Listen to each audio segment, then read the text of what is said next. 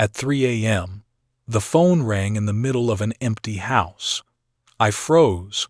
The screen showed the name I hadn't dared to look at for 17 years. Ethan Carter, my son. I had buried my child. I had stood by his grave, hearing dirt hit the coffin lid. But now, that name was blazing in the night like a curse brought back to life. My hands shook as I answered, my heart stopping in my chest. "Dad, why am I so cold? I don't know where I am." That voice, hoarse, weak, trembling, was Ethan's. No mistake, no imitation. My throat closed. I couldn't get a word out. His quick, ragged breathing filled the line, then cut off. The screen went blank. It was just me, the phone, and a terrifying truth creeping into my mind. If I buried my son, then who just called me at 3 a.m.? I sat frozen on the edge of the bed, my heart pounding like it would explode. Outside the window, wind from the Cascades slipped through the cracks, but that sound was drowned by the thud in my chest.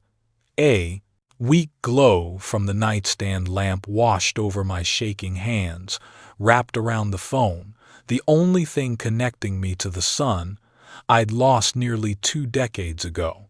If you're still here, I'd love to know where you're watching from. Every comment helps this story reach more hearts, and if it moved you, give it a like so others can find it too. My name is Samuel Carter, 68 years old, a retired civil engineer living alone in a small wooden house on the outskirts of Bend, Oregon. I once thought old age would be quiet, reading, gardening, sometimes driving out to the lake to fish. But tonight, my life was torn open by a single call from the person I had cried over and laid into the ground 17 years ago. Ethan is my only son, a boy with a gentle smile and bright eyes. He died on a December evening, on U.S. Route 97, where a truck ran a red light and slammed into his car. In one night, I lost my whole world. Since then, my life has felt like a film stuck in slow-motion days dragging by, heavy, soundless, without purpose. I never deleted Ethan's number from my phone. Every month I still paid $30 to keep the old line, even though it had long been disconnected. I told myself it was a pointless habit, but truthfully, it was the only way I could feel like my son was still somewhere near me. So when the screen lit up tonight, I nearly stopped breathing. I'd seen that name 1,000 times in my contacts, but never once glowing like that. I thought I was dreaming, or my heart was playing a cruel trick. Then the voice spoke. "Dad." Just one word, but every syllable sliced through my memory like a knife. I'd heard that voice for 21 years before it went silent forever in a stupid accident. I'm so cold. I don't know where I am." Each word was a stone thrown into a bottomless pit. My mouth opened, but nothing came out. In my head, I saw the grave under the maple at St. Joseph Cemetery, the place I'd visited every Sunday for 17 years. My son lay there in the blue shirt Linda, my ex-wife, picked for the funeral. I had stood and watched them shovel dirt onto the coffin lid. There was no mistake. There couldn't be. But that call, that sound, left only 2 explanations. Either I'd lost my mind or something beyond human understanding had just happened. I opened the call log. 3 a.m. Ethan Carter, 9 minutes 10 seconds. No way. I stared at the line as if I could make it vanish, but it stayed, stark and cold. I tried calling back. A familiar robotic voice answered. "The number you have dialed is no longer in service." I tried 10 more times. Same result. I collapsed, head in my hands. The room was so quiet I could hear the wall clock tick each second. Part of me said this was a dream old age, insomnia, loneliness. But the deepest part of me couldn't deny the chilling certainty. I heard my son's voice. Not imagination, not memory. Right now. I opened the nightstand and took out a photo of the two of us at the Newport Pier, summer of 2005. Ethan was 20 then, sun-browned, smiling as wide as the sky. I touched his face in the picture. My hand was ice cold. "Ethan," I whispered, "if that was really you, give me a sign. Anything." But the night stayed silent. I sat up all night, eyes fixed on the phone, afraid that if I blinked it would ring again. Every draft under the door, every creak of the floor made me jump. When dawn bled over the pines, I hadn't moved, my eyes burning. I opened my contacts, the name Ethan Carter still tucked among hundreds of others, the same graduation day grin as his contact photo. I brushed the screen like touching a wound that never healed. "Dad, I don't know where I am." That sentence replayed through the morning, spinning my head. I made coffee, but my hands shook and half the cup spilled. I never believed in the supernatural. I'm an engineer. I believe in logic, in what can be measured. But how do you measure longing? How do you explain the voice of someone dead for 17 years? By noon, I started logging everything in my old engineering notebook. Call time, 3 a.m. Duration, 9 minutes 10 seconds. Content. Young male voice, possibly Ethan, said, "Dad, why am I so cold? I don't know where I am." Background noise, breathing, wind, no cars or other voices. I wrote each line carefully, like analyzing a failure on a job site. But the more I wrote, the more I knew I was trying to force science onto something that didn't belong to it. In the afternoon, I drove to the cemetery. Oregon in December is brutally cold, a light rain needling down. I set fresh flowers on the stone carved with Ethan Samuel Carter, 1985, 2006. I stood a long time, rain mixing with tears. "Did you call me?" I said softly. "Where are you? On the other side or lost somewhere in between?" No answer. Only wind keening through bare maple branches. When I bent to wipe the worn lettering, my eyes snagged on something odd. The soil around the grave had settled, as if someone had stepped there. I touched it, the ground felt softer than it should, even after last night's rain. A shiver ran up my spine. I pulled my hand back and wiped it, but the chill clung to my skin. That night I left the lights off. I sat in the dark, staring at the phone on the table. It stayed silent. The screen was a black mirror. I wondered if I was losing my mind. Then, near midnight, as I nodded off, the screen flared in the dark. The light cut across my face like a blade. No ring this time, just a line of text, voicemail. One new message. My hands shook as I opened it. A small voice, full of fear. "Dad, I see the light, but I don't know the way home." I tossed the phone onto the table and stumbled back, heart pounding like thunder. Sweat soaked my shirt. I no longer knew which world I was in, memory or nightmare, but I knew one thing for certain. If Ethan was calling me from somewhere, I would find that place. I stood, opened the closet, and took down my old leather briefcase, the one that used to hold blueprints and specs. This time it would carry something else, the journey to find the son I'd lost, or the truth about whatever was imitating his voice. Either way, I wouldn't stop. Because no father can ignore a call from the child he laid to rest. I can still see that fateful night, every detail carved into memory, even after 17 years. It was the night of December 8th, 2006, Oregon, bitter cold, rain like needles.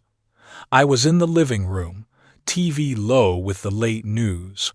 Rain hammered the roof, wind howled off the porch, everything ordinary, until the phone rang.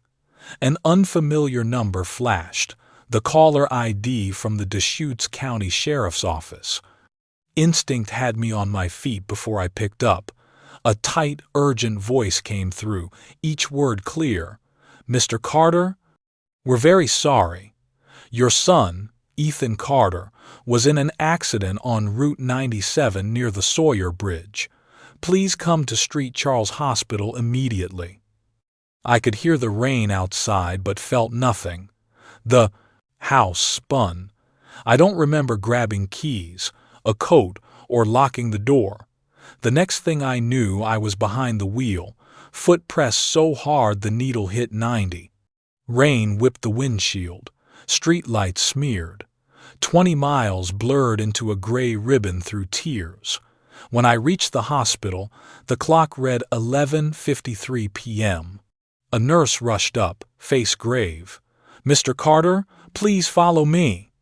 She led me down a long corridor reeking of disinfectant. Each step felt like sinking in cold mud. When the door to a private room opened, I already knew. They don't take the living into private rooms at that hour. Ethan lay there, body under a white sheet, face peaceful to the point of cruelty. I went to him and touched his hand. It was still warm, like he was only sleeping. I shook his shoulder, clinging to a mad hope he'd wake, grin, and say, "Dad, I'm just messing with you." But his face didn't move.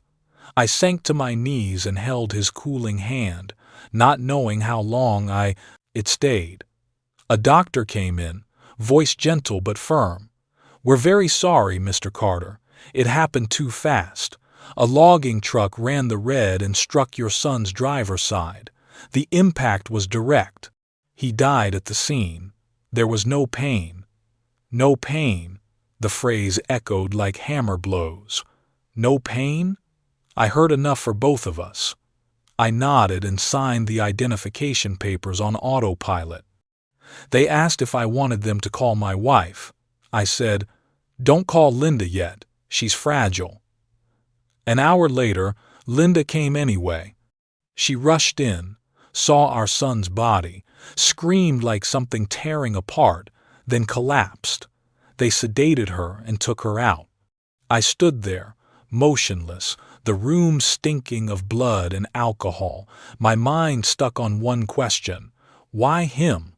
Before dawn, I signed more forms: release of remains, death certificate, autopsy consent. My hand shook so badly the signature looked like a child's scribble. They told me to go home and rest, but I couldn't.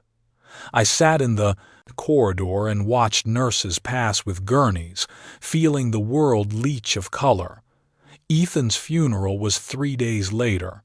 It rained again, steady, unending. About 30 people came: classmates, a few old co-workers of mine, a couple of neighbors.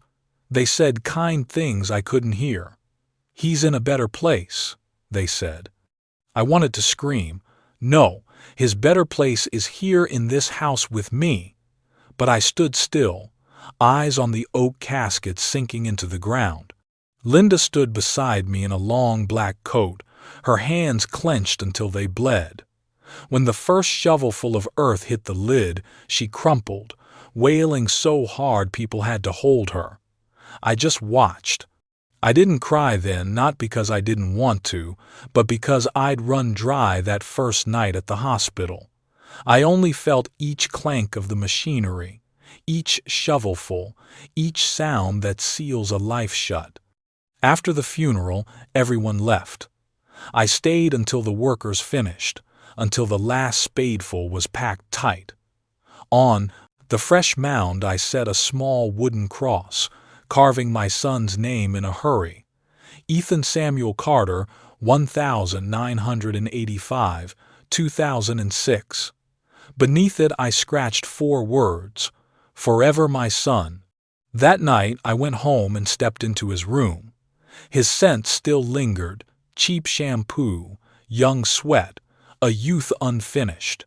I sat on the bed, taking in the band posters, the messy bookshelf, the sneakers still dusty from the road. I knew I'd never clean that room out. In the days that followed, the funeral home called about burial arrangements. I chose the old maple at Street Joseph, where afternoon light filters through like stained glass. I wanted him somewhere peaceful, where I could come talk every week. As they lowered the casket, I bent and kissed the wood. "Rest easy, son. I'll never forget." Linda couldn't get past the loss. She quieted, then began avoiding anything that reminded her of Ethan. The next year she packed up and left, leaving a brief note.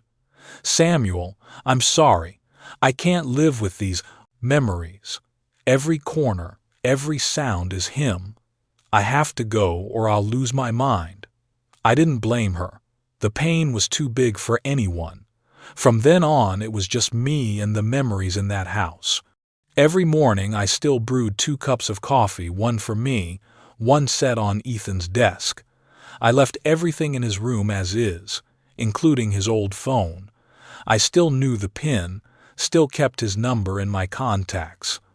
I didn't dare delete it. People said I lived in the past, that I was torturing myself. Maybe they were right. But anyone who's lost their only child knows some things you don't get over. You learn to live with them like a permanent hollow. 17 years, that's how I lived. Every Sunday I went to the cemetery with flowers and told Ethan about everything. The maple leafing out, the clear stream behind the hill, the old neighbor selling his place. I spoke as if he sat across from me, listening, nodding, smiling.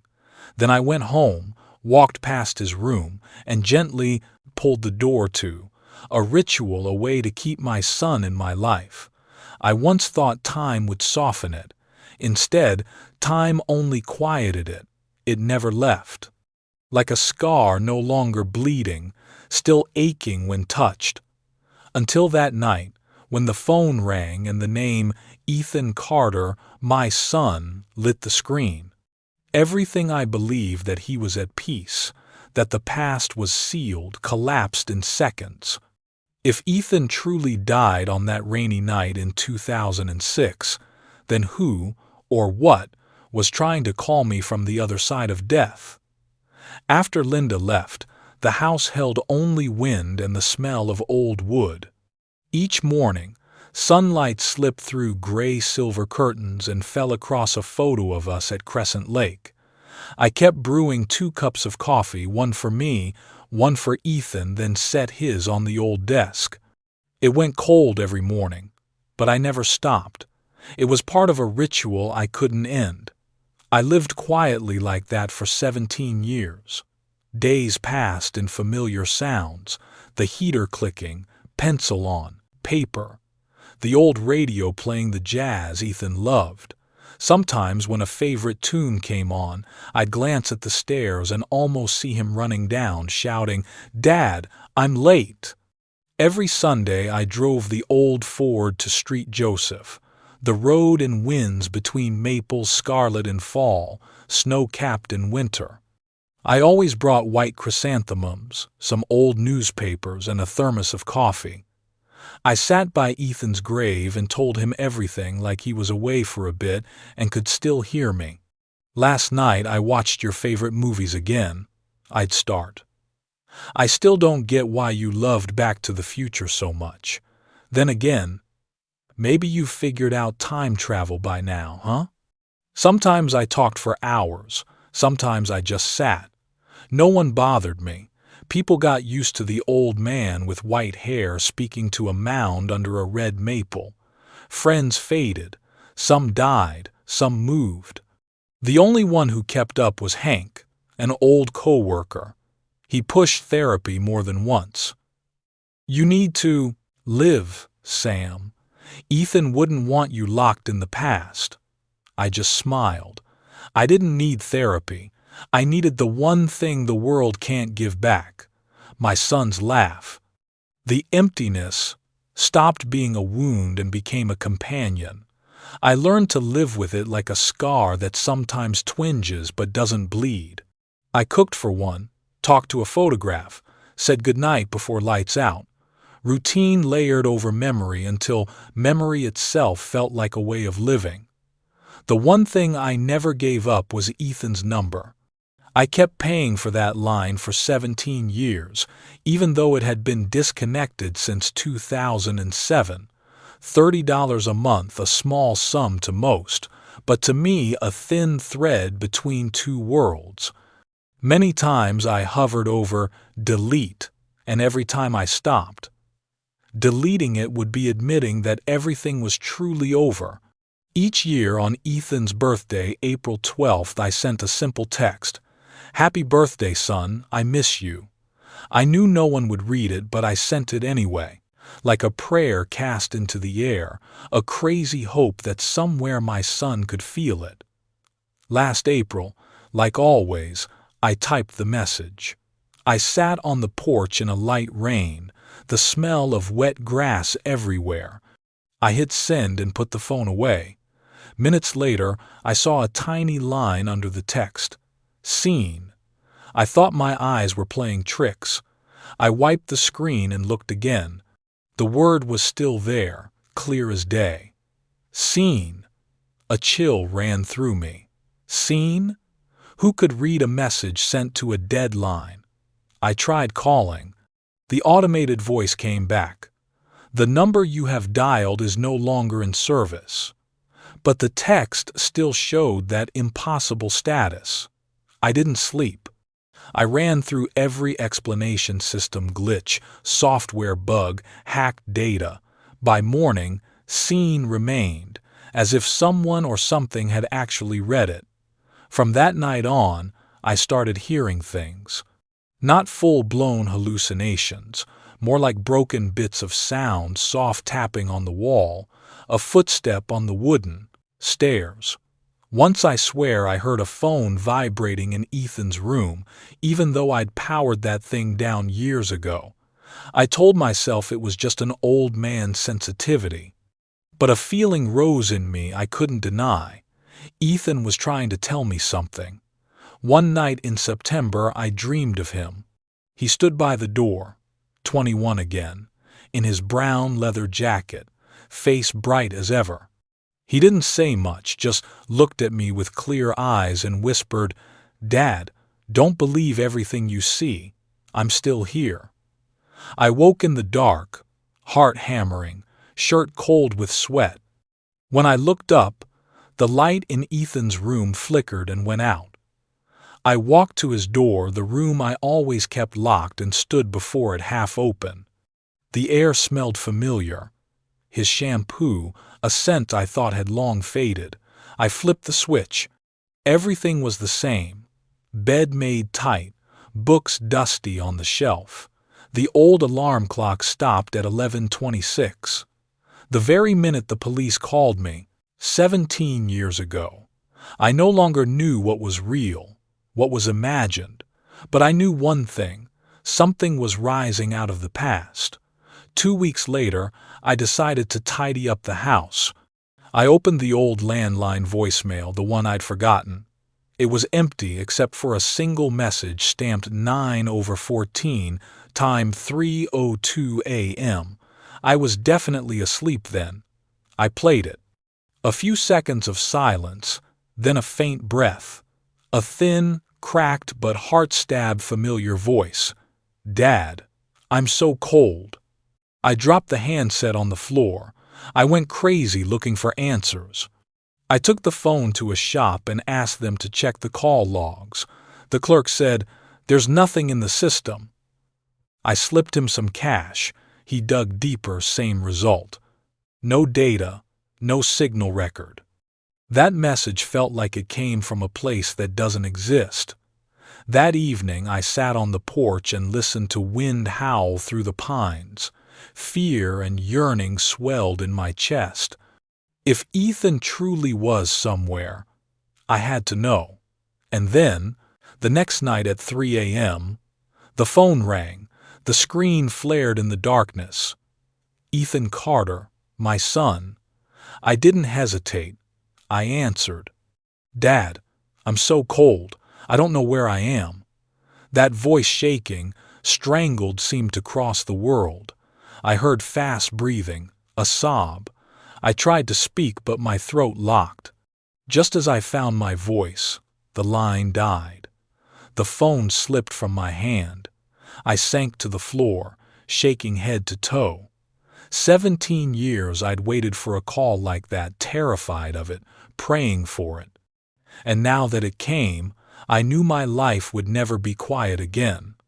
I looked out the window at the maple's shadow stretching over pale snow.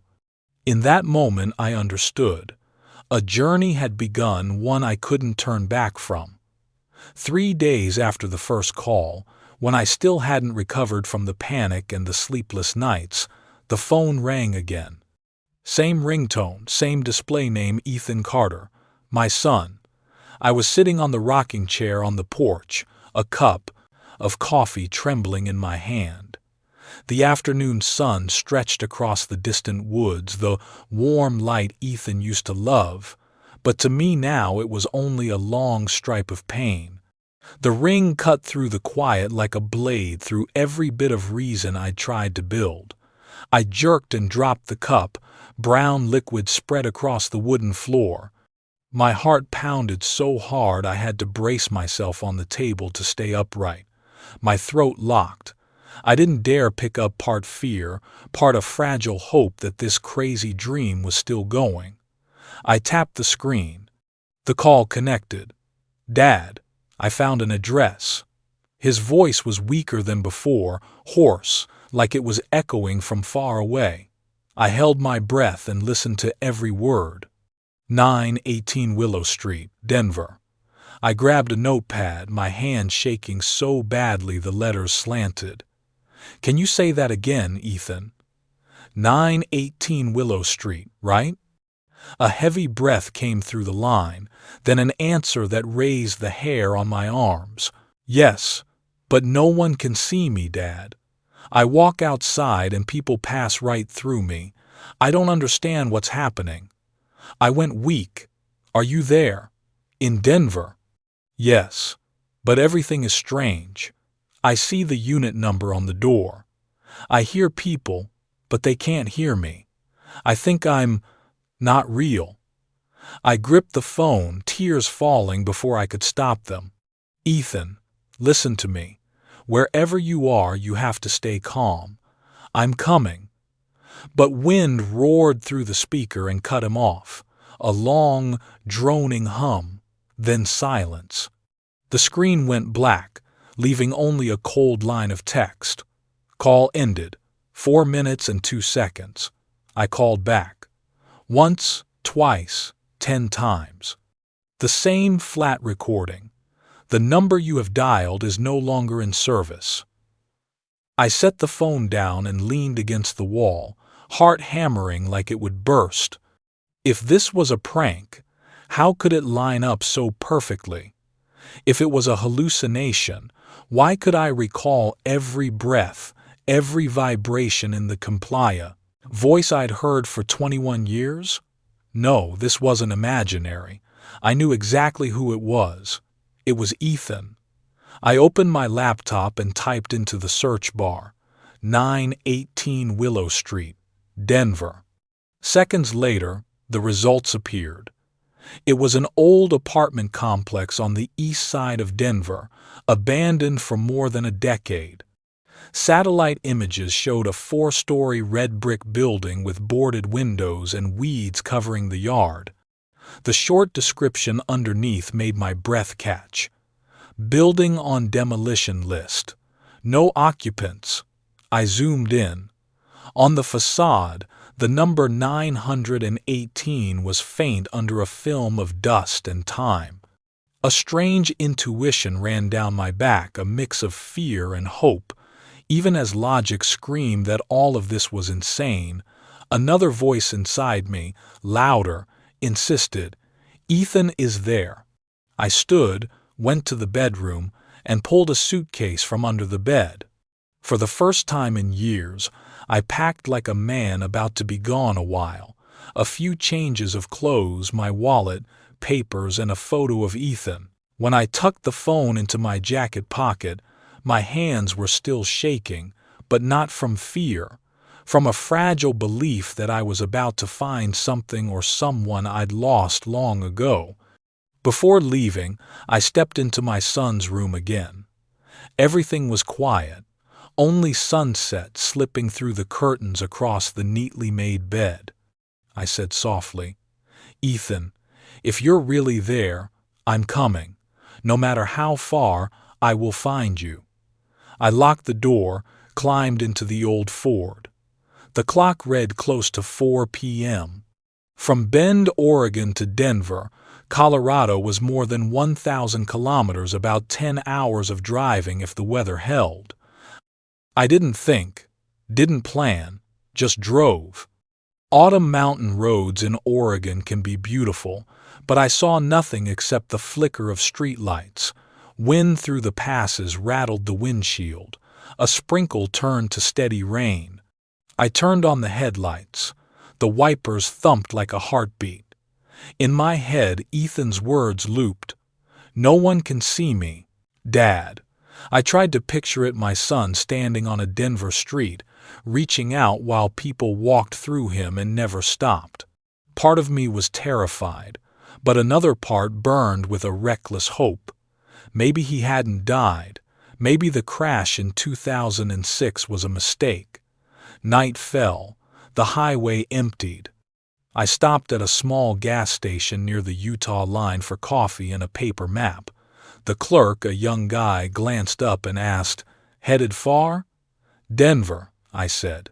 He nodded, friendly. "Big rain comin'." "Be careful." I smiled, thanked him, and went back to the car. The real downpour hit as I crossed into Colorado.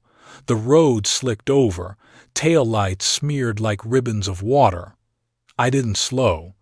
The pull in my chest was stronger than fear. Near 3 a.m., I stopped at a tiny rest area 20 miles from Denver. The rain had quit. A few faint stars showed through. I killed the engine and reclined the seat, but my eyes wouldn't close. In the dark, the phone screen flashed to life. My heart clenched. "Ethan Carter, my son," I answered instantly. "Dad." His voice was thin, distant. "I can see you're getting close. But hurry, they're about to lock the doors." "What doors?" "Ethan, where are you?" 918 Willow Street, right?" "Yes, Unit 302. But, Dad, they can't see me. No one can see me." Then wind rushed over the line. I shouted into the phone, "Ethan, are you there? Ethan!" No reply. The screen went still again. Call ended. I sat frozen in the seat. "Unit 302. I whispered it, afraid that if I stopped, the words would evaporate. I opened the map, circled Willow Street, and wrote a small note. "Unit 302. The eastern sky lightened to a cold purple. I started the car, feeling the world blur away until only one target remained ahead, 918 Willow Street. Deep down, I knew this wasn't normal anymore. A normal father wouldn't believe in calls from the dead. But I wasn't the man of logic I used to be. Since losing Ethan, the rules of the world I knew had shattered. I thought, if my son is truly calling from that place, whether it's life, death, or in between, I will see this through.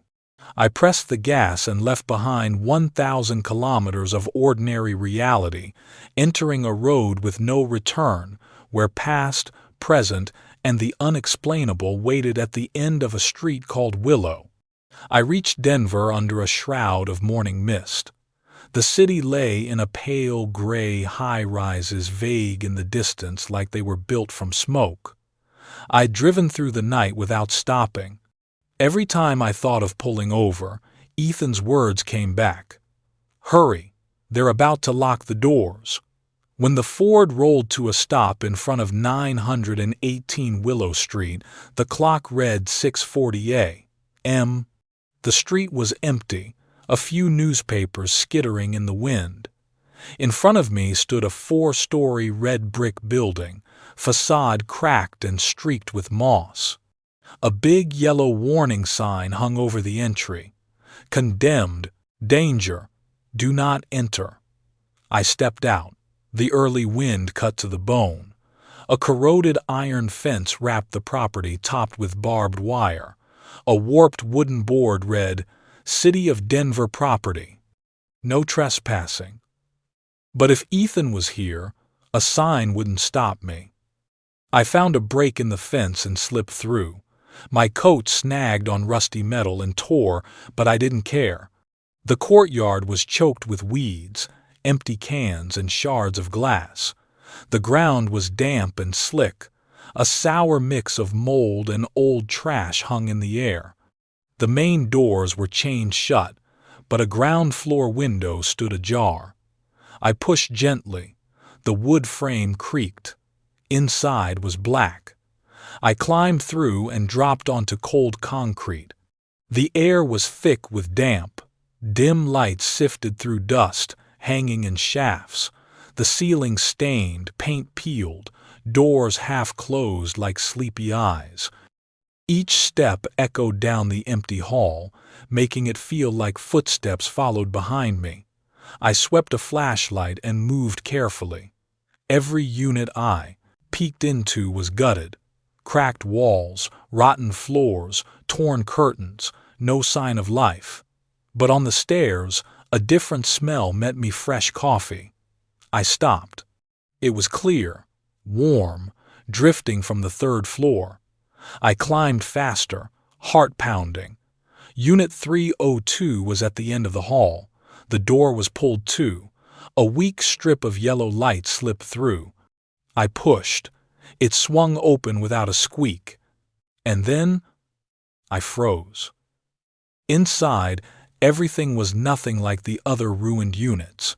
No dust, no trash. The room was clean, orderly, smelling of soap and new wood. On the table sat a steaming cup of coffee, the vapor still curled in the air. A coat hung neatly over a chair beside a stack of folded newspapers. I stood still, barely breathing. For an instant I truly believed Ethan was here and had just stepped out. "Ethan?" I called softly. My voice faded into the quiet. No answer. I walked in. The apartment had 2 small rooms and a living space. Everything was strangely tidy, as if someone had lived here a while. Beige curtains were clean. An old sofa was covered with a crisp white throw. On the table next to the coffee lay a silver wristwatch, the exact model I'd given Ethan for his 18th birthday. I picked it up, my fingers trembling. The face had the same tiny scratch in the lower corner, the one Ethan made when he dropped it on the garage floor. I let it fall back onto the table. It rang a small, hard tink. My heart thudded as my eyes went to the opposite wall. Dozens of photographs hung there, pictures of my family.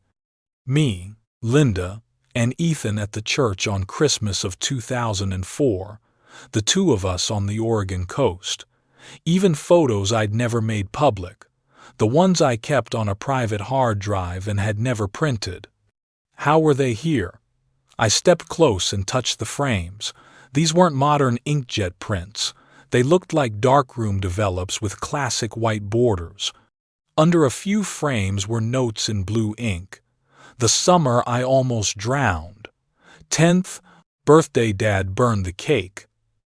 The handwriting was so familiar it made my chest seize. I went to the bedside table. Under a warm lamp lay a folded sheet of paper. Scrawled at the top, shaky and uneven, were the words, "Dad, I woke up here with the name Alex Moore. I remember that I died. I don't understand what's happening. Sometimes what makes you shake isn't a ghost, it's hearing a voice you thought you'd lost. I don't know if you've ever lost someone, but if you've read this far, I believe you know that feeling. Tell me a story you've never dared to share with a comment below. I'll be here to listen.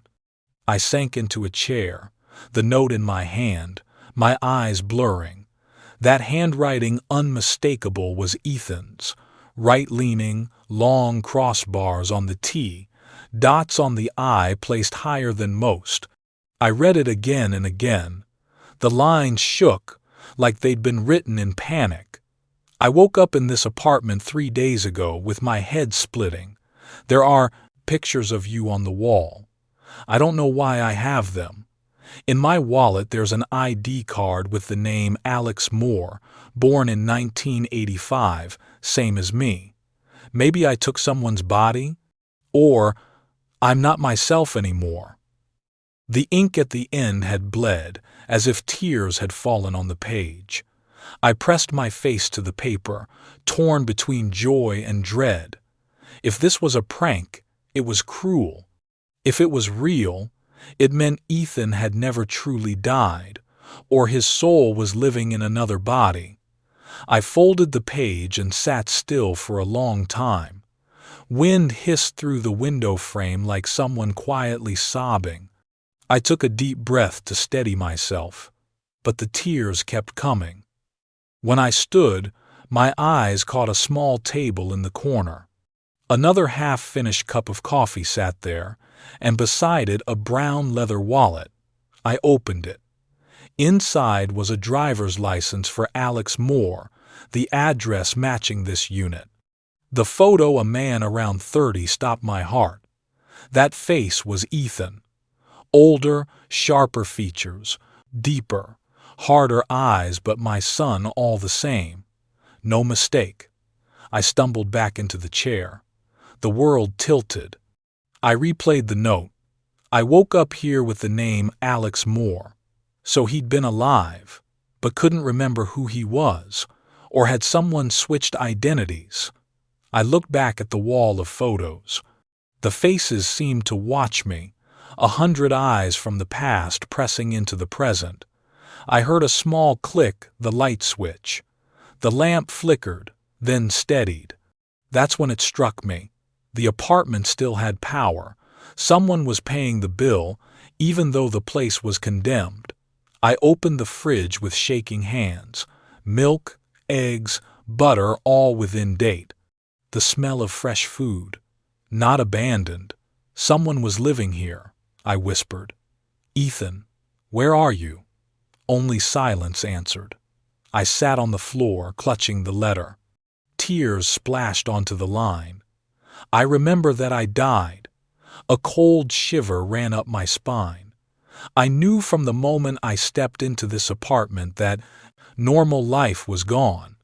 If my son had truly woken up inside someone else, I had to know why. I had to know who Alex Moore was and why Ethan's face looked back from that license. I looked around the room once more. The coffee on the table had gone cold. That meant Ethan had just been here, and I'd arrived minutes too late. I stayed in Unit 302 long after sunrise.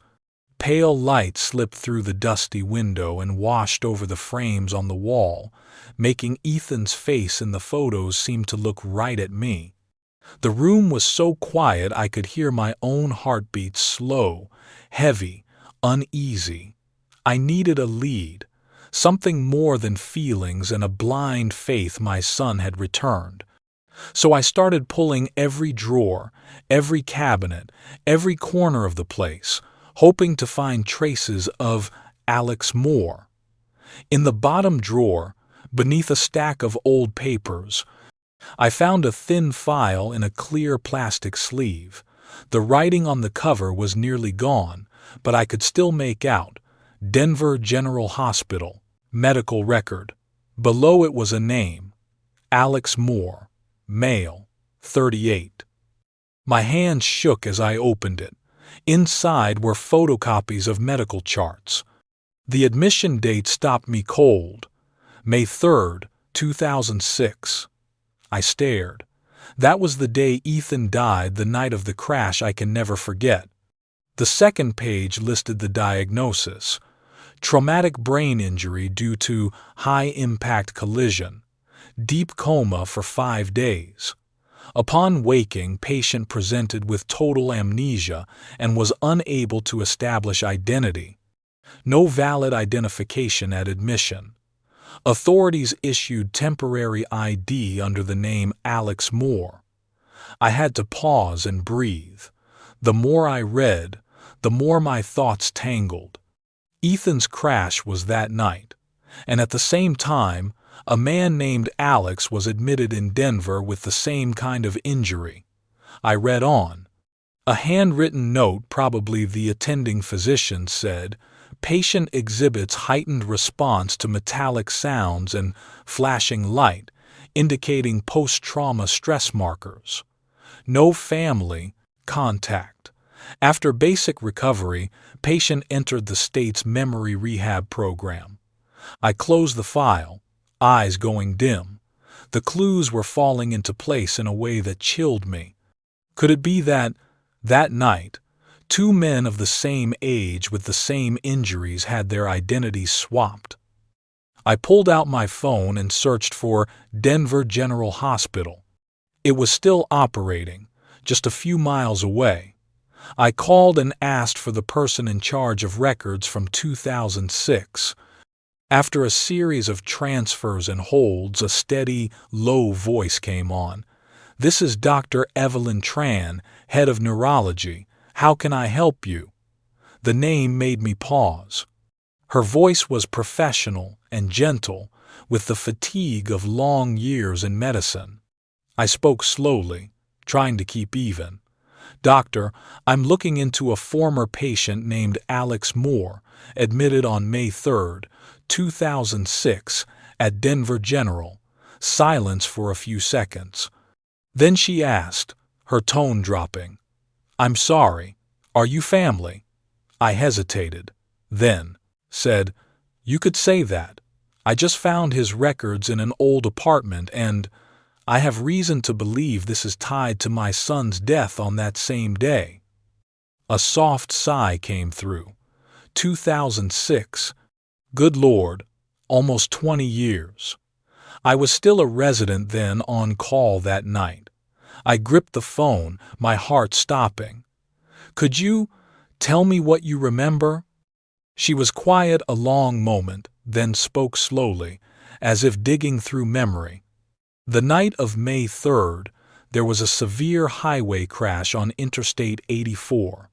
2 patients arrived nearly back to back, about 7 minutes apart, both males, around 21 or 22, with severe head trauma from frontal impact. One was pronounced dead on arrival. The other was in a deep coma, but he survived. My knuckles went white. Same age? Yes. And neither had clear identification at admission. One was identified by family later. No one came for the other. We had to assign a temporary name for the file. I remember it well. That case kept me up nights. The deceased was confirmed a few hours later. The survivor woke after 5 days, but with no memory at all. Her voice trembled slightly. I whispered, "Is it possible there was a mix-up?" She said, "I can't say for certain, but I remember some confusion in intake that night. 2 ambulances arrived almost at once, and it's possible labels on samples or paperwork were misapplied, but the official record shows the deceased was identified by family with a clear signature." I went numb. A clear signature that was mine. I sat in silence, hearing my heartbeat thud. My entire life had been chained to that one signature. Dr. Tran spoke again, gentle but firm. "Mr. Carter, I can pull the originals from storage, but you should know, after nearly 20 years some files may be missing or no longer valid, and the truth you're seeking may not be pleasant." I choked out. I've lived 17 years at my son's grave. Doctor, there isn't a truth worse than that. On the line, I heard her heavy exhale. Then, all right, give me a few days. I'll call you when I find something. But if you're right, someone may have lived an entire life under the wrong name.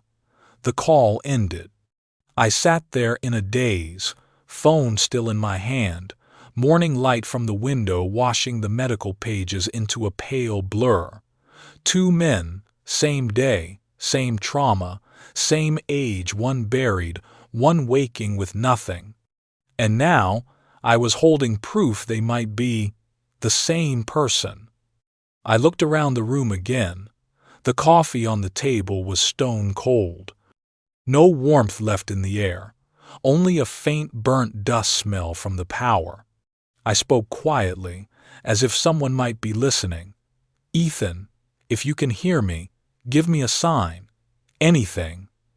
The room answered with silence. I closed the file and slipped it into my coat. In my head, everything spun. Ethan's face, the words I remember that I died, and Dr. Tran's warning, the truth may not be pleasant. I knew from this moment on I'd crossed from past into present. There was no going back. If I really buried the wrong person, then the journey ahead wasn't just to find my son, it was to find myself again. I returned to Denver General the next morning. The sky was overcast, the wind carrying the smell of rain and the chill of March. The hours of driving the night before left my head heavy and dull, but a fragile pull kept pushing me forward, the hope that today I would learn the truth. When I stepped into the main lobby, almost nothing seemed different from 17 years ago. The pale fluorescent lights, the disinfectant in the air, the hard clack of doctors' shoes down the hall. I'd once crossed this place in a panic, rain slamming the doors, a young doctor bowing her head and saying, "We're very sorry, Mr. Carter." Now I was back not to receive bad news, but to dig up the past. Dr. Evelyn Tran met me in her office on the 4th floor. She was past 60, silver threaded through black hair, thin silver frames on her glasses. Her face had the look of someone who'd witnessed too much life and death. When I walked in, she simply nodded and said, "I found what you asked for." She slid 2 thick files toward me, sealed in plastic sleeves. One read Ethan Carter, the other Alex Moore. The pages were yellowed at the edges, a faint musty smell lifting off them. "I'm sorry for the wait," she said. "I had to get permission from archiving and legal. These files were sealed in 2010 after the accident was deemed closed." She removed her glasses and looked at me steadily. "But if you want the truth, I owe you this." I opened the file labeled Alex Moore first. Inside were the attending physician's notes, CT scans, and an intake photo of the patient. I looked at the photo and the blood in my body seemed to stop. Even with bandages covering his forehead and cheek, the face was unmistakable. It was Ethan. The eyes, the bridge of the nose, even the small scar under the chin he'd had since high school. My hands shook around the photo. My voice came out rough. "Doctor, look, this is my son." Evelyn studied it, then gave a small nod.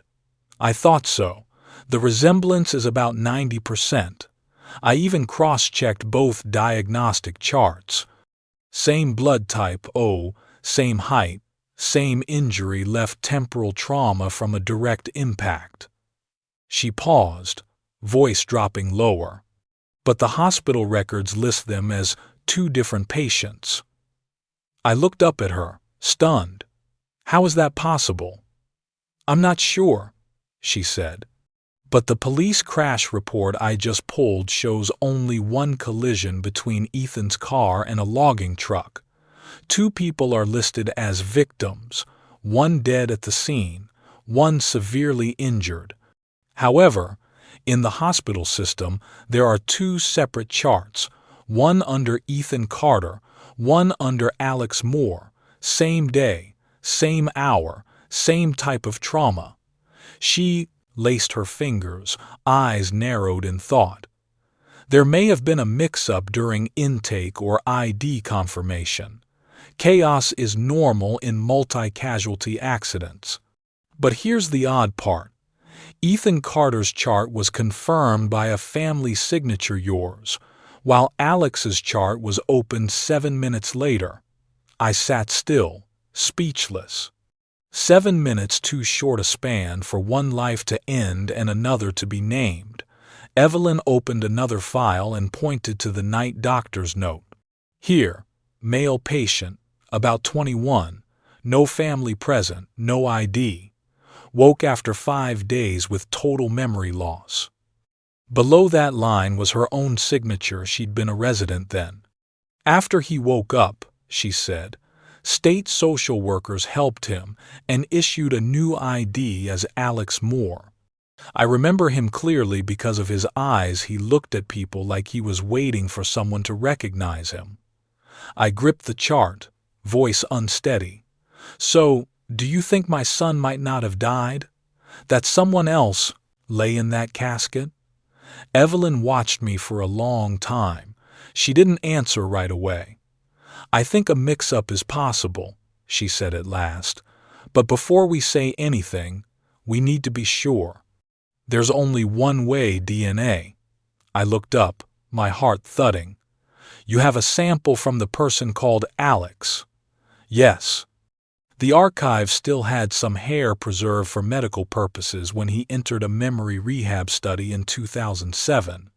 I secured that sample, and here, she opened a drawer and handed me a sealed envelope. I've also prepared a test kit. If you can provide Ethan's hair, or your own, we can compare. The envelope was cold in my palm. It felt strange and terrifying, as if I were holding my son's soul in paper. And one more thing, Evelyn went on.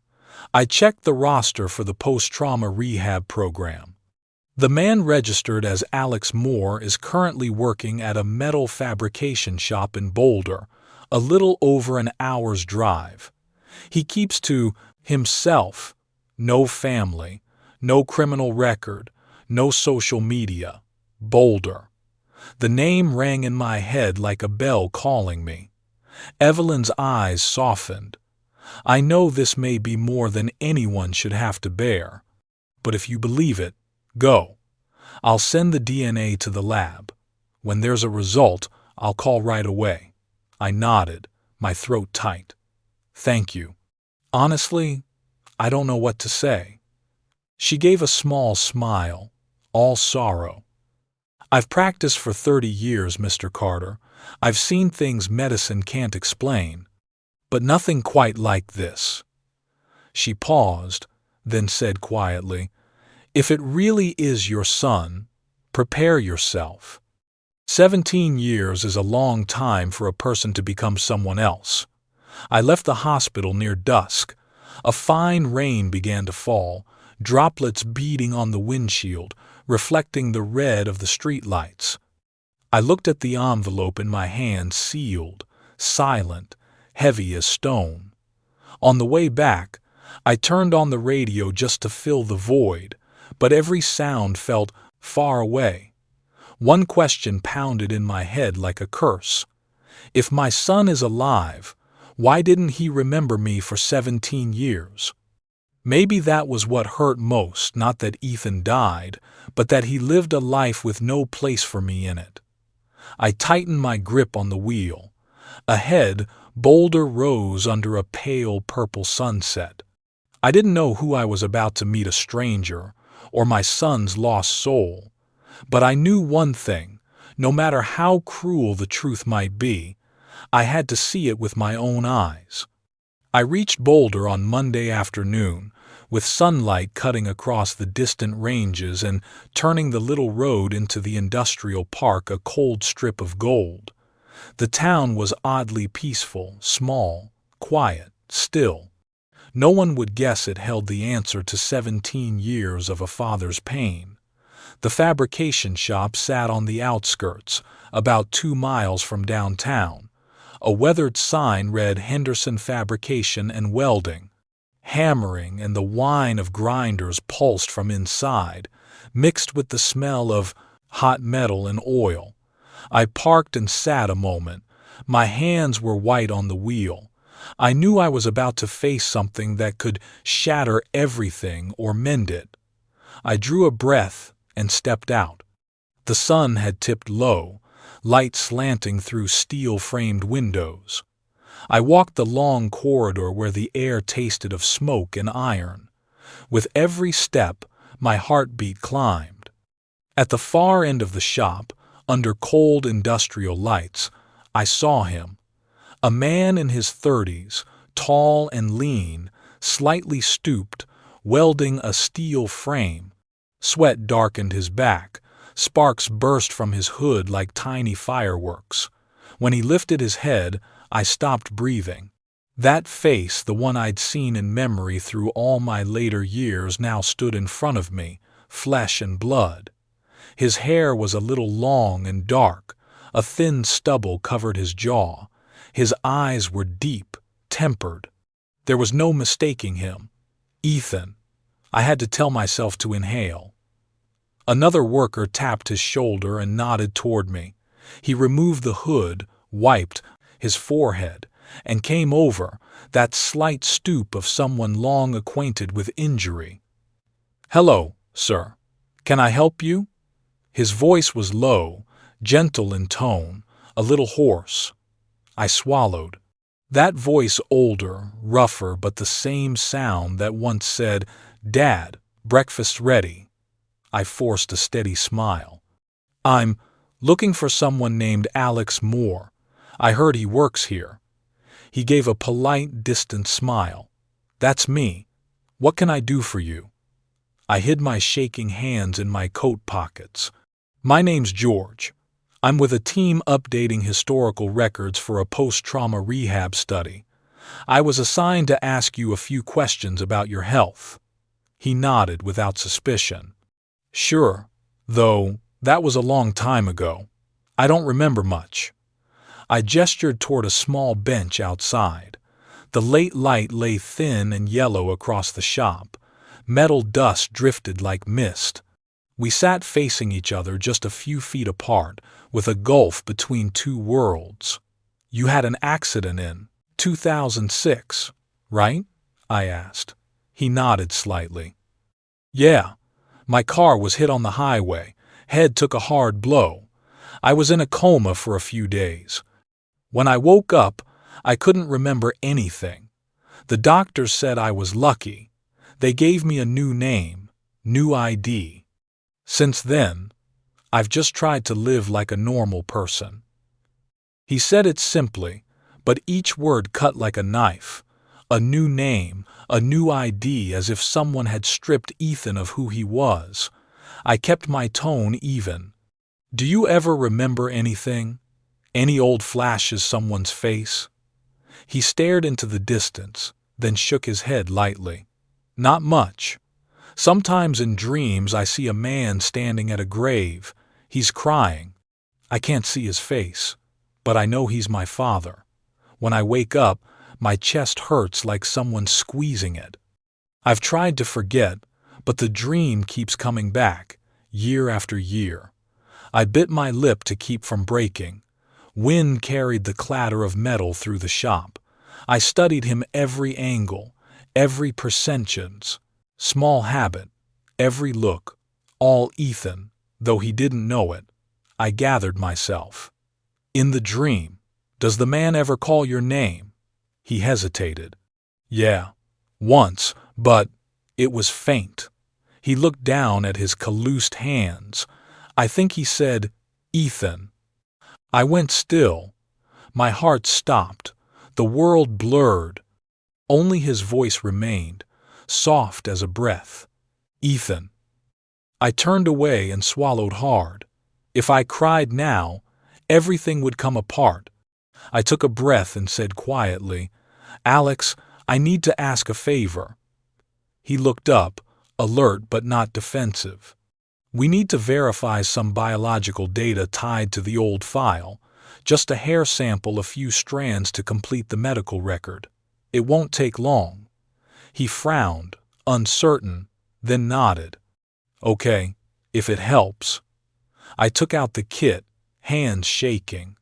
As I snipped a small lock from the back of his head, my fingers brushed his neck. His skin was warm. I felt the thump of his pulse. It made my chest seize. For years I'd wished to touch my son once more. Now I did it without daring to speak the truth. I sealed the hair and kept my voice steady. "Thank you, Alex. We'll get back to you when we have results." He gave a brief smile and stood. "No problem. I hope you find what you're looking for." As he turned, the overhead lights caught his eyes, deep, familiar, painfully dear. I watched until his shape merged with the haze of the shop. Something in him was still Ethan, the tilt of his head, the slight stoop, the habit of rubbing his neck when he thought. By the time I reached the gate, night had settled. Only the shop's yellow glow fell across the wet pavement.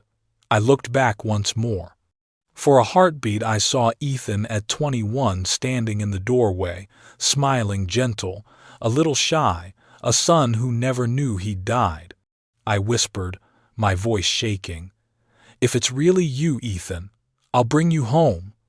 Wind blew through, carrying the echo of metal striking metal. I couldn't tell if it was the shop or my own heart cracking. I started the car and drove into the night. On the seat beside me, the small sealed pouch with a few strands of hair lay silent, tiny, fragile, holding life, death, and the last hope of a father who has spent his old age searching for his son. 2 days later, Dr. Evelyn Tran called. Her voice on the line was low and a little shaky, the kind of tremor that comes when you know your words will change a life. "Mr. Carter, we have the results. Your DNA and the hair labeled Alex Moore are a match. 99.99%. No words came out, only the pounding of my heart, like a hammer in my skull. Evelyn was quiet for a few seconds, then said softly, "I ran it 3 times, with 3 different methods. There's no doubt. Alex is Ethan, your son." I set the phone on the table and leaned back, staring at the ceiling. The room seemed to shrink, the air thinning. The wall in front of me held the family photos I'd found in Unit 302. They looked down as if demanding an answer. My son, he was alive. For 17 years, I thought he lay in the ground while he lived under another name, with other memories, another life. I covered my face without noticing I was crying. The first tear in years cut down like a blade, painful and warm. I wept not just from joy, but from anger, from grief stretched too long, from the years we both spent in the shadow of a mistake. I sat a long time in Alex's apartment, the DNA report open on the table. Outside, rain began tapping the roof, as if the sky was crying for this story. Then I picked up the phone and searched for Alex Moore. My heart raced. My palms were damp. I hesitated a few seconds, then pressed call. It rang a long time. On the 3rd try, his voice came through. "Hello, this is Alex." I swallowed, voice shaking like someone who'd just walked through a storm. "Ethan, is that you?" Silence. I heard his breath quicken, then a small sound, like wind. "What did you say?" I drew a deep breath. "You're Ethan Carter, my son. I'm your father." Silence again, then a sob, then crying, broken, real, tearing. He forced out the words, I've dreamed of this for years. I always saw a man at a grave calling my name. I thought it was only a dream, but how? How is this real? I cried too. 17 years I'd waited for this moment, and when it came, I could only sit and cry like a child. We agreed to meet that afternoon at a small diner on the edge of boulder wooden tables facing an old rail line. I arrived 30 minutes early, sat by the window, and gripped a cold coffee cup. I didn't know what to do when I saw him embrace him, or stand still. The door opened. A tall, lean man walked in wearing a brown leather jacket, deep brown eyes catching the yellow light. He looked around, and when his eyes met mine, the world stopped. We didn't speak. He came closer and stopped a few steps away. I stood. Then I couldn't hold back any longer. I stepped forward and wrapped my arms around him. That hug, for the first time in 17 years, knocked the breath from me. His body trembled in my arms, and I felt each breath, each heartbeat real, solid, alive. He whispered, voice breaking. I remember this smell. Wood. Your jacket. I laughed through tears. And I remember your voice, Ethan. 17 years and I couldn't forget. We sat. The server set 2 fresh coffees in front of us, the steam stinging my eyes. Ethan looked out the window and spoke slowly. I don't remember anything. Not the house, not Mom, not childhood. But sometimes I see flashes, a red maple, a man smiling while repairing a roof, a yellow dog racing around the yard. I didn't know why. Now I do. They're real. I nodded, my throat tight. That was our place in Oregon. I planted that red maple when you were 8. Your mom hung a swing under it. Ethan clenched, his hands, as if he were afraid the memories might slip away. Tears rolled down his cheeks. I'm sorry, Dad. I didn't know. I lived all these years inside a mistake, and I had no idea. I gripped his hand, my heart filled with love and anger all at once. None of this is your fault. The system buried you under another name. They stole 17 years from me, Ethan. 17 years of being alone while you were somewhere out there living, breathing, and I had no idea. He lowered his head, silent. Outside the window, the evening light faded, and the first drops of rain tapped against the glass. We sat together like 2 souls who had finally found each other after an endless separation. After I calmed down, I took out the file Evelyn had sent, the crash report, the confirmations, and a copy of Ethan Carter's death certificate from 2006. I set it in front of him.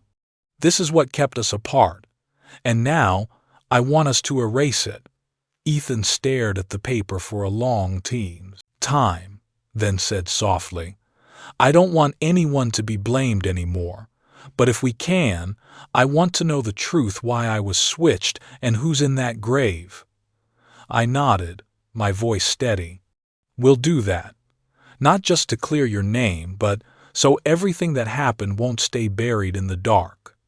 He gave a tired smile, but there was light in his eyes, the light of someone finding himself again. That night, we walked the small street back to the parking lot. The street lights shone through a thin rain, laying a soft glow across his shoulders. I walked a step behind, watching him, still that slight hunch, still the hand slipping into his pocket now and then like when he was little, and my chest tightened.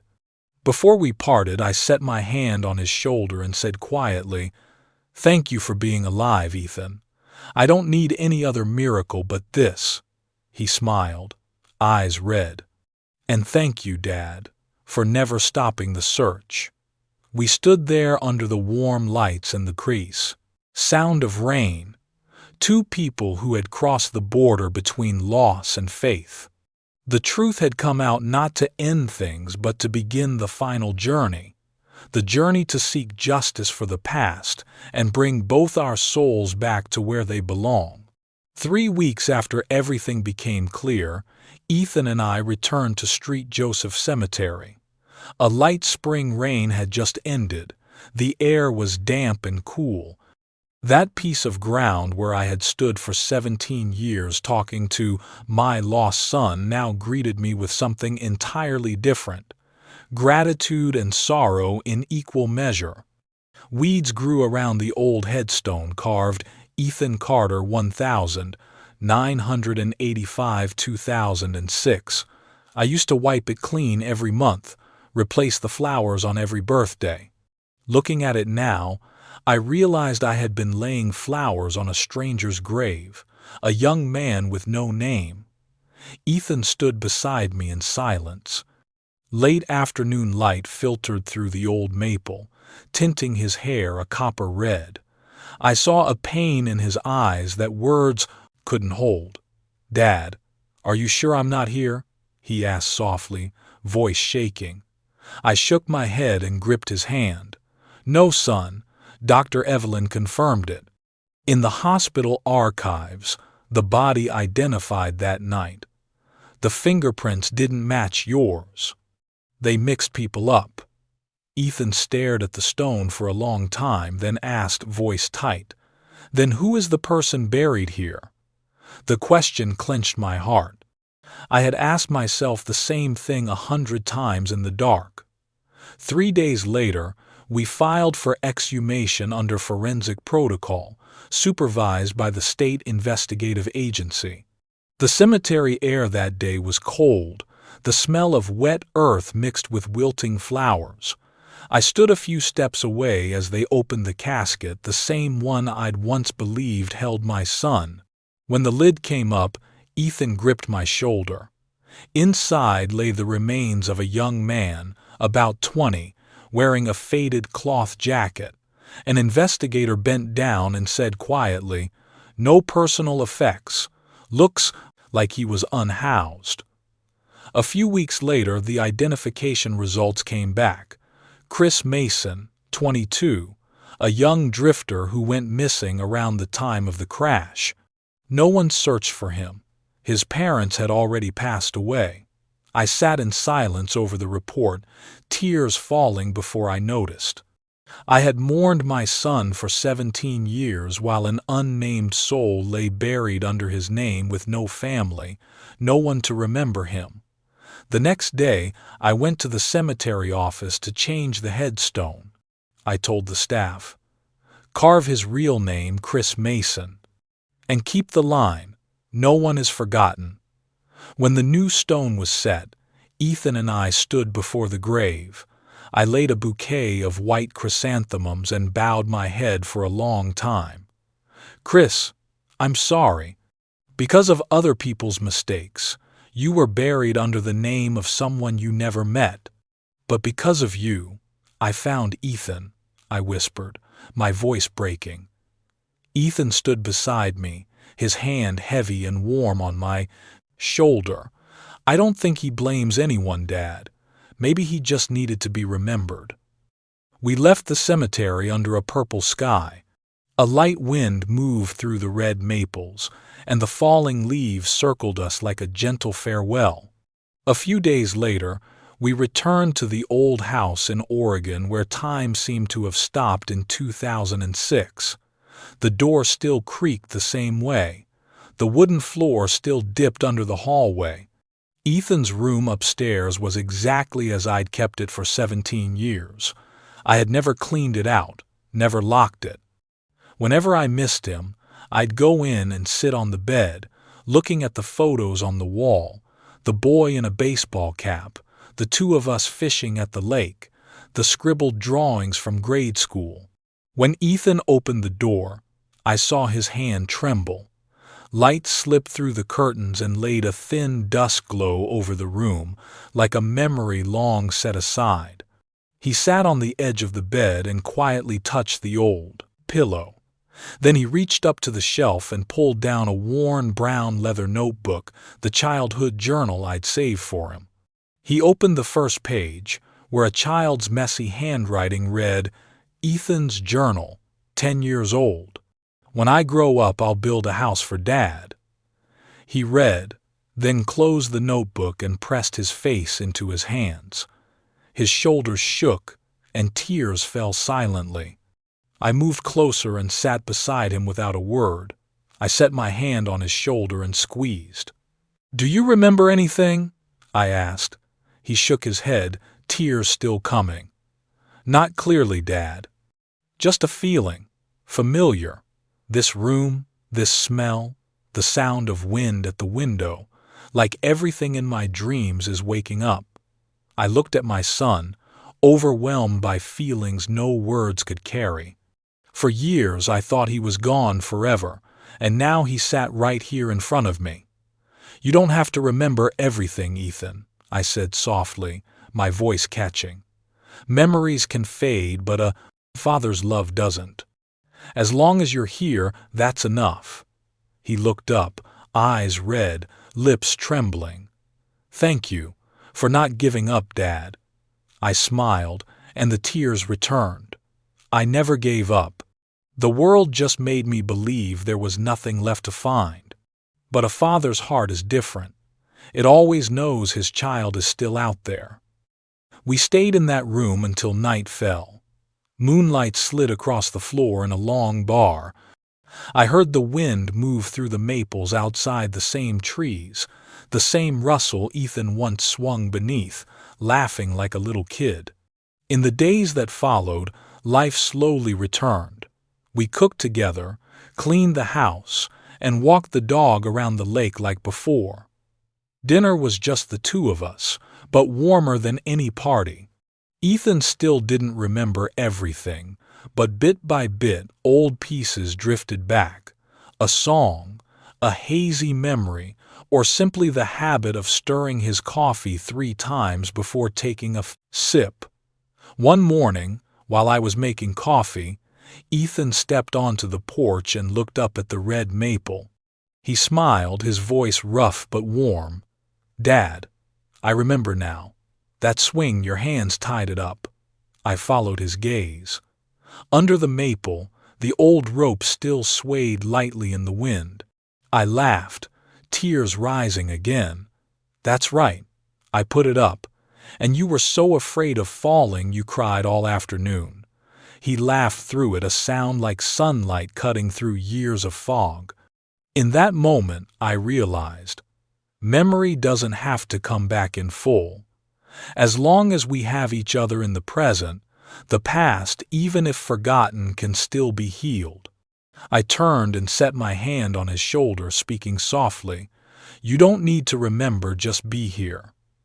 Ethan was quiet for a while, then rested his head against my shoulder. The western sky blushed red, and the maple leaves fell one by one, light as breath. 17 years had passed. The past was rinsed clean, the pain had softened, and in the calm glow of a peaceful evening, I understood the greatest miracle wasn't coming back to life. It was finding each other after believing we were lost forever. One early summer evening, as sunset slipped behind the line of maples, Ethan and I sat on the porch where we used to grill on weekends. The last light gilded his face, and I could see the features of 2 people at once. Ethan, the son I lost, and Alex Moore, the man the world knew for 17 years. We sat quietly with the cicadas and the faint scent of wood smoke. After a long while, Ethan spoke, his voice low and a little shaky, as if letting out something he'd held for days. "Dad, there's something I want to say." I set my coffee down and turned to him. "Go on." He was silent for a few seconds, then sighed. "I'm scared." "What are you scared of?" I asked gently. "Of losing the person I became." He looked at me, eyes wet in the fading light. "I know I'm Ethan Carter, your son, but for 17 years I lived as Alex Moore. That name is tied to everything: work, friends, memories, how I see myself. If I throw it away, I'm afraid I won't know who I am again." My heart ached. The father in me wanted to shout that he was Ethan, always my son, but I understood that fear. A man who's lived two lives can't erase one without hurting the other half of his heart. Softly, slowly, I said, "Ethan, you don't have to choose." He looked at me, surprised. "Not choose? What do you mean?" I smiled and set my hand on his shoulder. "You can be both. You're Ethan, the one who fell. You're Alex, the one who stood back up. Two names, two lives, one heart. Don't erase either part, because each one is a miracle that brought you back to me." Ethan bowed his head, his lips trembling. A tear hit the wooden table. "Are you angry that I lived and didn't find my way back?" I shook my head. "What good would anger do? I get to hear you laugh. I get to hear you say, 'Dad.' Anger would only make us lose more time." He laughed through tears, a shaky but warm sound. I realized it was the laugh of the boy who once ran the yard with Daisy the dog, the laugh that vanished the day of the 2006 crash. We stayed until the light was gone. Before we went inside, Ethan said quietly, "Dad, I think I'll keep using Alex at work, but here, with you, I want to be Ethan." I nodded and smiled. "All right, son. We'll keep both names. One for the world, one for this home." The next day, I called Linda, my ex-wife, who left after we lost our son. I told her everything: the files, the tests, the meeting in Boulder. On the other end, there was almost a minute of silence, and then I heard her sob. "Oh God, Samuel, is this real? Is he alive?" Her voice trembled like someone waking from a long dream. "It's real, Linda. He's alive, working in Boulder, but Ethan isn't ready to meet." "Why?" she asked, choked up. I took a breath, choosing my words. "Maybe because he hasn't found all the pieces yet. He needs more time to understand himself." Linda stayed quiet. I heard her breathing, then she said softly, "Tell him, I'm still waiting. Not a day goes by I don't pray for him. When he's ready, I'll be here." After the call, I sat a long time looking out at the yard. I knew there would be a day Ethan met his mother, but not today. Life had been handed back to us. It deserved to grow in peace, without pressure.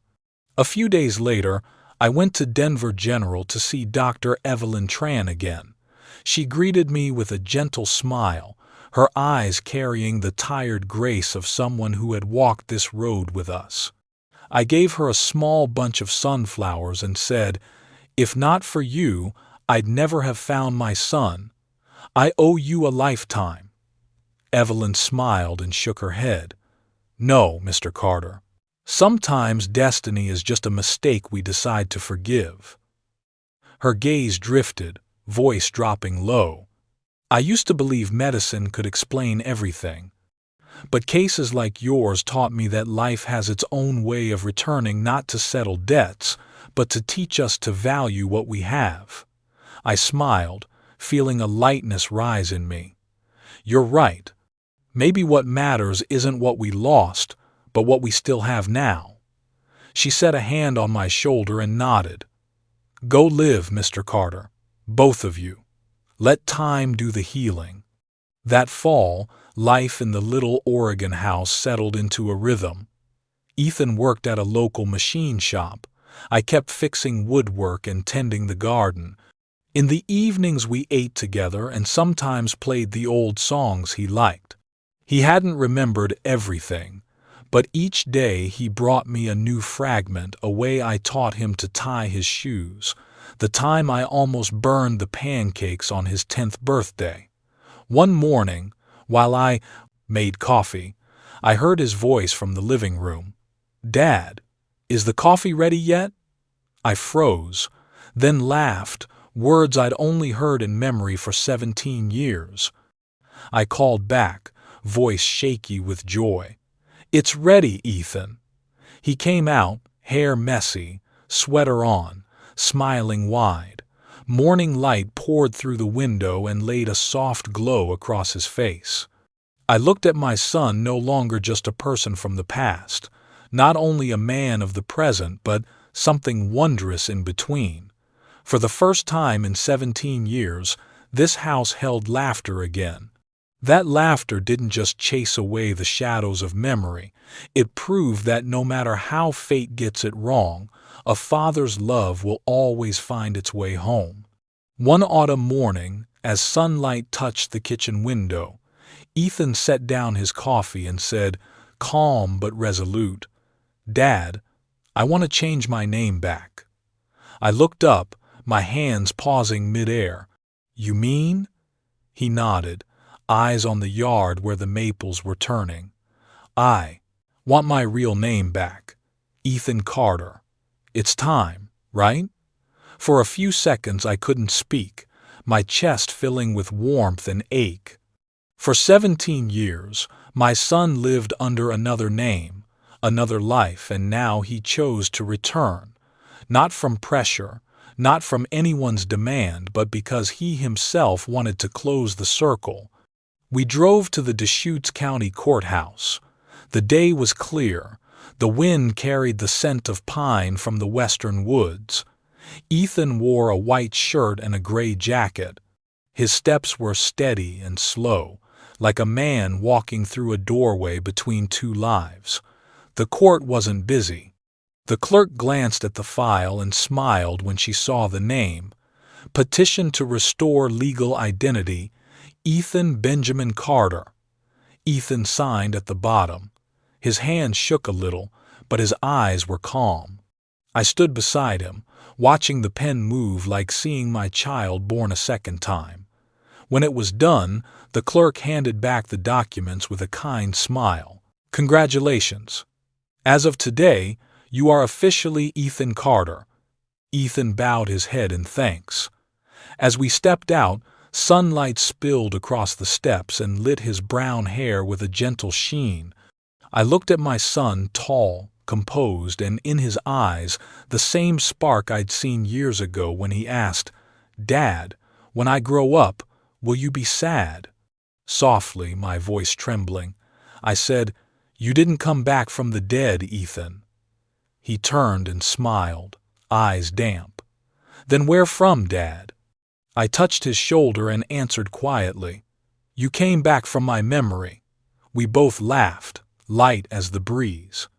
In that moment, I knew every loss, every ache, every year of waiting meant something. They brought us exactly where we belonged. That afternoon we returned to Street Joseph. The red maple still stood like a witness to time, its leaves blazing with late autumn color. On the old stone, Chris Mason was now carved clearly. I set down a bouquet of white chrysanthemums and bowed my head. "Son, if not for you, I'd never have found Ethan. Thank you for giving us a second chance." The wind moved through the maples. Ethan stood still beside me, then stepped forward. He knelt and placed his hand on the cold stone, his voice low and full.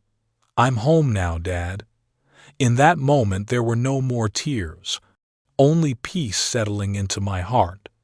No more fear, no more distance, only a father and son after all fate's mistakes. We left at dusk under a violet sky.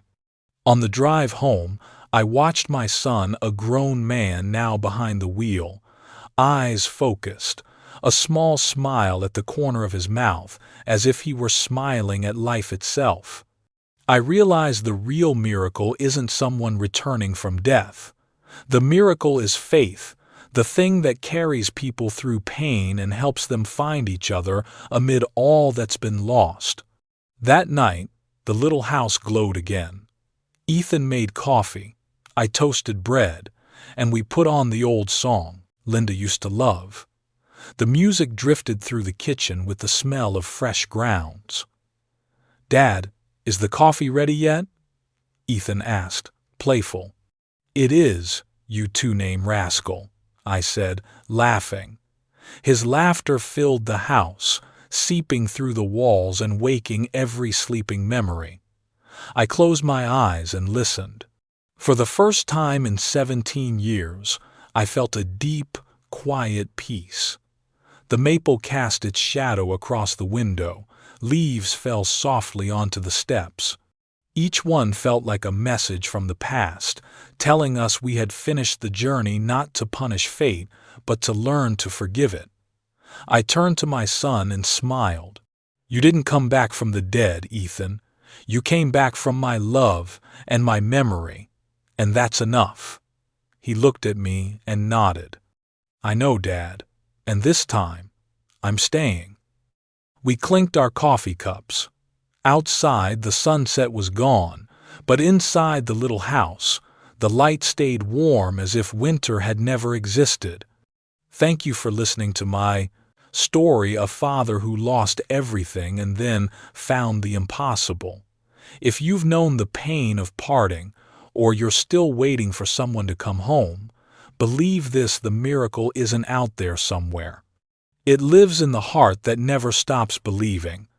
Leave me a comment, tell me where you're watching from, or share something small that keeps your faith in love, in family, in the quiet miracles of life. Don't forget to subscribe, share, and hit like, so stories like this can reach more hearts, people who need a little hope to keep going. I'm Samuel Carter, and this is the story of a father's final miracle. Now all I want is one thing: every morning to hear my son call, "Dad, is the coffee ready yet?" That's enough.